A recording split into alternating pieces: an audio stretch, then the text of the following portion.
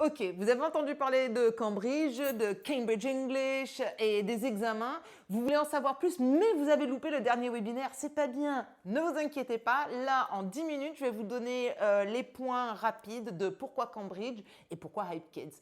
À tout de suite.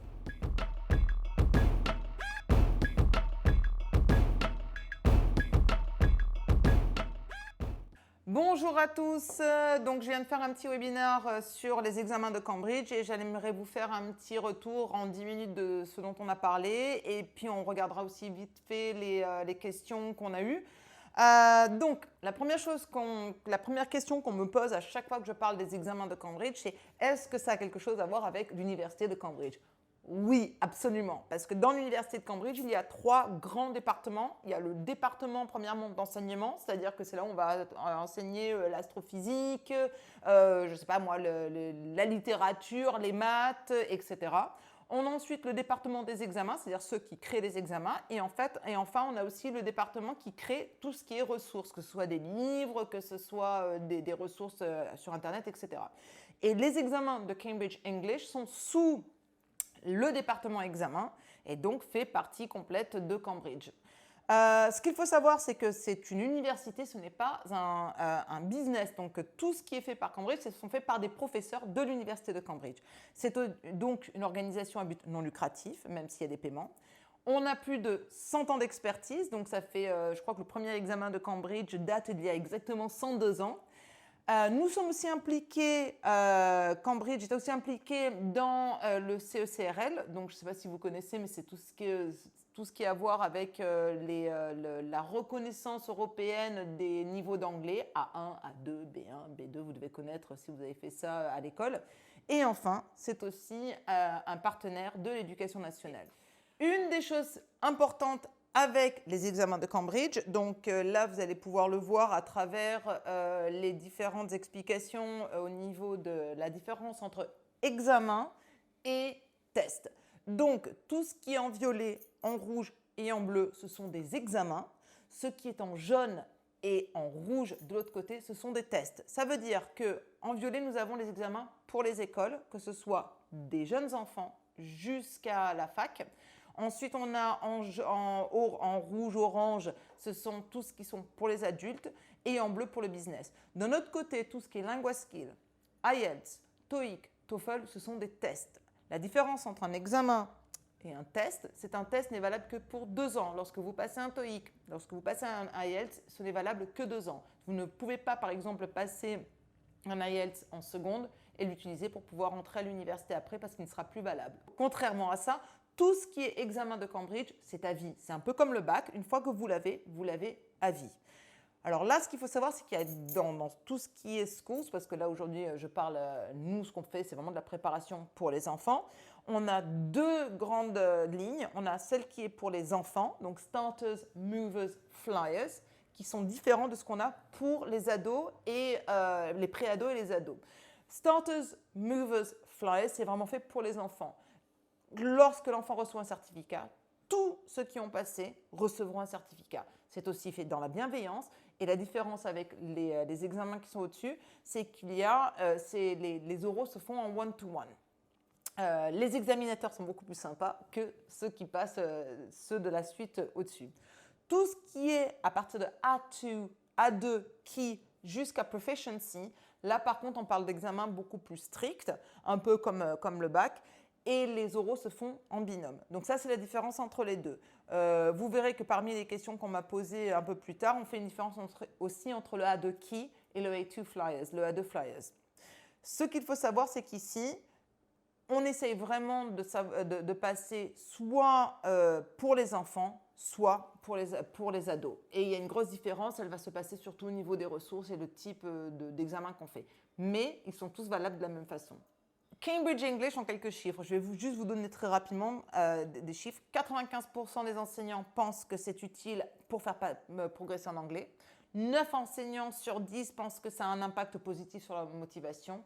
86% pensent que ça a un impact sur leur confiance en soi. Et pour moi, Ça, c'est le plus important. La confiance en soi, c'est vraiment quelque chose qui va permettre à l'enfant d'avoir, on va dire, une expérience positive. Si on a une expérience positive de l'anglais, il sera toujours ouvert à apprendre et à s'améliorer. Un dernier petit chiffre, 50 000, c'est le nombre d'établissements qui préparent aux examens de Cambridge dans le monde entier. Et 5,5 millions, c'est le nombre de personnes qui prennent les examens par année. C'est énorme. Alors, cette partie ici, là, dont je vais vous parler aujourd'hui aussi, c'est une partie qui me paraît très importante. À savoir que on a les niveaux A1, A2, B1, B2, C1, C2. En gros, le niveau A2, c'est le niveau qu'on est censé avoir, et je dis bien censé avoir en fin de troisième. Le niveau B2, c'est le niveau qu'on est censé avoir en fin de terminale. Je dis bien censé parce que en France, il n'y a que 15% des enfants qui ont le niveau B2 en terminale, et il n'y a que 25% des enfants qui ont le niveau A2 en fin de troisième.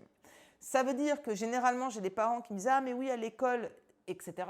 Non. Pour vraiment, il y a une différence entre ce qu'on voit à l'éducation nationale et quand on va vous dire qu'ils ont passé la troisième, ça ne veut pas dire qu'ils ont le niveau A2. Je vous donne un exemple. Pour le bac, pour qu'un enfant ait l'équivalent d'un niveau A2, il faudrait qu'il ait 17,4 au bac pour avoir ce fameux niveau A2. B2, excusez-moi. Pour partir à l'étranger, il faut généralement, donc là on nous disait le niveau B2 pour le bac, pour partir à l'étranger, pour partir et faire des études, par exemple à Amsterdam, c'est quelque chose qui se fait beaucoup maintenant, ou en Angleterre, ou aux États-Unis, il faut un niveau C1. Et ce n'est pas un niveau facile à avoir. Sachant qu'il n'y en a que 15% qui ont le niveau B2, on est plutôt dans du 5% pour le niveau C1. Donc plus on commence tôt, plus il est possible d'arriver à ce niveau-là. Les atouts des certifications de Cambridge, ce sont évidemment le fait que ce soit des documents authentiques. Donc nous, quand on fait la préparation aux examens de Cambridge, on ne fait pas uniquement, évidemment que ça en fait partie, mais on ne fait pas uniquement, par exemple, les verbes irréguliers, etc. On travaille sur des documents qui sont authentiques. Donc par exemple, des vraies personnes qui parlent, des vraies lettres, etc. On parle aussi de situations quotidiennes. Donc là, on n'est pas en train de voir de l'anglais qui a été fait il y a 150 ans avec des expressions qui n'existent pas. On regarde vraiment des expressions d'aujourd'hui et aussi des situations d'aujourd'hui. Ce sont aussi toutes les compétences qui nous sont travaillées, pas uniquement l'écoute et l'écrit, mais aussi l'oral, le use of English. Et ça, vous allez voir, pour moi, le use of English, c'est très important, mais ça se passe après à un certain niveau, au-dessus du niveau B1. Ce sont aussi des épreuves orales en binôme à deux. Et ces épreuves orales, ils ne peuvent pas apprendre par cœur. Ils sont obligés, vraiment ce qu'on va voir ici, c'est est-ce qu'ils sont capables de communiquer. Nous, ce qu'on va faire vraiment à Hype Kids, c'est qu'on va les mettre dans des situations où ils apprennent à communiquer. Ce sont aussi les examens de Cambridge, tout type d'anglais qui sont acceptés. Anglais indien, anglais américain, anglais britannique. Tout ça, c'est accepté. Mais par contre, il nous faut un peu une cohérence.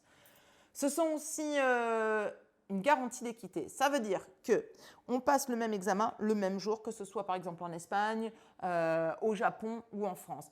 Pour ça, les examens, on met 2 ans à les préparer à Cambridge.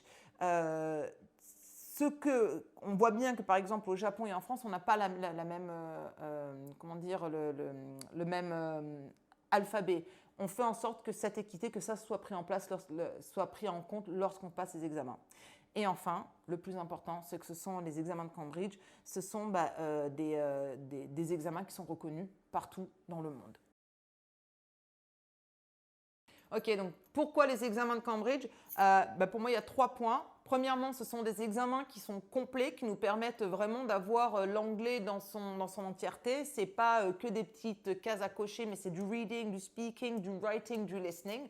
C'est aussi un examen qui, nous savons, motive les enfants et les aide à prendre confiance en eux. Mais surtout, ce sont des examens qui sont mondialement reconnus. À Hype Kids, nous sommes un centre officiel de préparation. Et ce que nous faisons, c'est que nous allons, notre spécialité à nous, c'est vraiment l'hyper-personnalisation. Nous allons prendre votre enfant faire une évaluation de départ qui va nous permettre de connaître son projet, ses besoins et on va pouvoir vraiment écrire un cours et un cursus spécialisé, spécifique avec le prof qu'il faut en utilisant justement tout ça. Donc n'hésitez pas, venez vous inscrire pour une évaluation gratuite de départ et comme ça on pourra vous dire s'il est prêt à passer un examen ou pas ou si on peut l'aider. J'espère que j'ai réussi un petit peu à vous convaincre sur l'importance des examens de Cambridge. Si vous avez des questions, surtout n'hésitez pas. Vous pouvez me contacter directement sur Hype Kids Contact. Alors tout de suite, nous allons voir la partie questions-réponses que nous avons eue durant le webinaire qui va je pense, qui est assez intéressante et qui peut répondre à certaines de vos questions. Il y a vraiment une continuité entre le A1 jusqu'au B2. Donc la personne qui aura préparé par exemple un A1 sera capable de préparer pour un A2, pour un B1, pour un B2. Parce que ce sont les examens, il y a une vraie continuité et il y a vraiment une ressemblance d'un examen à un autre. Et donc, une fois, souvent, j'explique souvent ça aussi, c'est qu'il y a une grosse différence entre sa connaissance de l'anglais et sa connaissance de l'examen. Je vous donne un exemple. Moi, j'ai mes neveux et mon fils aussi qui sont bilingues. Eh bien, ce n'est pas parce qu'ils sont bilingues qu'ils sont capables de passer cet examen-là. Si par exemple, demain, je devais faire passer à mon fils qui est complètement anglais, le B2, il ne l'aurait certainement pas parce qu'il ne connaît pas le protocole de l'examen. Ce qui est intéressant aussi, c'est que ces fameux protocoles d'examen souvent aident dans d'autres domaines. Donc moi, j'utilise par exemple les mêmes critères que pour le B1, B2, etc. Quand j'aide les gens à faire un entretien pour un job. Parce qu'on va voir que ce sont les mêmes critères que l'on va prendre en compte. L'articulation, la cohérence du discours, le vocabulaire qu'on utilise, la grammaire qu'on utilise, tout ça, ce sont des choses qu'on va pouvoir appliquer un peu partout dans d'autres, on va dire, domaines que uniquement l'anglais. Quelle est la différence entre les examens de ce qu'on appelle First Schools, pardon, hop, je remets dessus, les examens qui sont First Schools et les examens qui ne sont pas First Schools, parce que par exemple, il y a certains d'entre vous qui auront préparé, on va dire, un B1 et qui vont me dire « mais moi, mon fils, il fait aussi un B1 », quelle est la différence entre les deux? La différence, encore une fois, elle est vraiment au niveau des ressources. Et aussi un petit peu au niveau de l'examen, je crois, surtout pour le B2 et pour le C1. C'est-à-dire que les ressources, là encore une fois, on a par exemple Pedro qui est sur son vélo pour ce qui est First Schools et on va avoir par exemple Pedro qui est dans une voiture pour ce qui est pour les adultes. L'autre différence, je crois que c'est au niveau de un écrit où on va avoir un report qui sera peut-être pour les adultes et chose qu'on n'aura pas chez les enfants. Voilà, ça va être une des différences, mais c'est une différence très minime. Ce n'est pas écrit sur l'examen. Donc, quand vous allez recevoir la certification, par contre, ça, ce n'est pas écrit dessus. Donc, même si vous passez le First Schools, il n'y a pas écrit First Schools sur la certification. Donc, vous pouvez l'utiliser de la même façon sur votre CV ou pour aller à l'étranger ou pour aller étudier à l'étranger, etc. Et voici à quoi ressemble, par exemple, le certificat pour un enfant. Donc, ça, c'est ce que vous allez retrouver derrière, ici. Et là, vous aurez, par exemple, ce sont des blasons. On ne met pas il faut 3 blasons pour passer, on ne met pas de notes.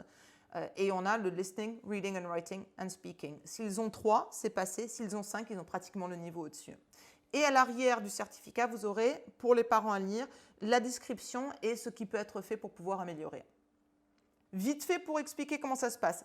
Les examens sont préparés à Cambridge. Ce n'est pas nous qui préparons les examens. Ils sont ensuite envoyés vers un centre accrédité d'examen. Donc nous, on travaille avec les centres d'examen. Quand on prépare vos enfants, on travaille avec certains centres d'examen et c'est nous qu'on les renvoie là-bas.